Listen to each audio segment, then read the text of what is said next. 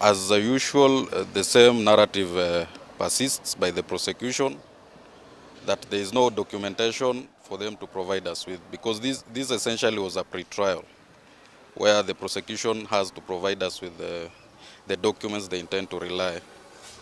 But they have yet again not provided us with the same. I understand they are just pushing the matter forward. It is a delay tactic. And at the end of the day, we foresee a situation where they probably intend to withdraw these matters. For the prosecution has narrated that the files were forwarded to the headquarters, the DPP headquarters in Nairobi.